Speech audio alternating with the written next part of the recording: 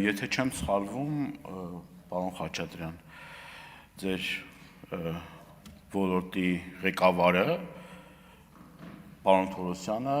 հիմնական պատճառներից մեկը նշում էր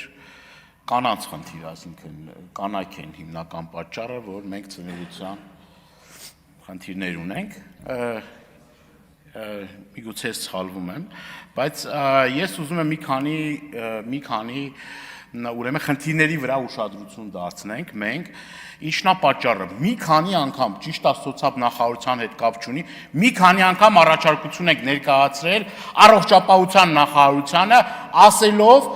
որ պետք է այն ընտանիքները, որոնք խնդիր ունեն երեխա ունենալու, պետությունը պետք է հոգա այդ ծախսերը։ Ասել են լավ բան եք ասում, ճիշտ բան եք ասում եւ այլ, բայց այդ ուղղությամբ քայլեր չեն ձեռնարկվում։ Հիմա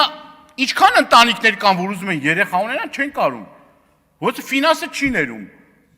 Արհեստական բեղմնավորման մասին է։ Պետությունը պետք է սա ձրի սարքի, ձրի։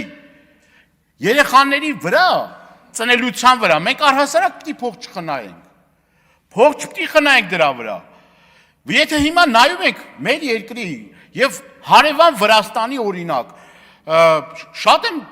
ես նաև նամակներ ստանում, որ օրինակ նույն երեխաների տաղդիրները, այդ հիգիենայի պարագաները եւ այլը 2-3 անգամ ավելի էժան է։ Ավելի էժան է։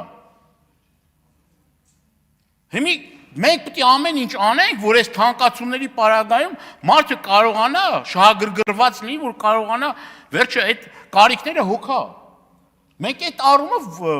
ես չգիտեմ, էլի պետք է նայ որ օրենսդրական փոփոխություններ անենք, որ կարողանանք գոնե թե այդ առաջին անհրաժեշտության այդ հիգիենայի պարագաները եւ այլ, որ էլ շատ կարեւոր է։ Կարողանանք այդ գների նվազեցման հետ կապված ուրեմն հարցը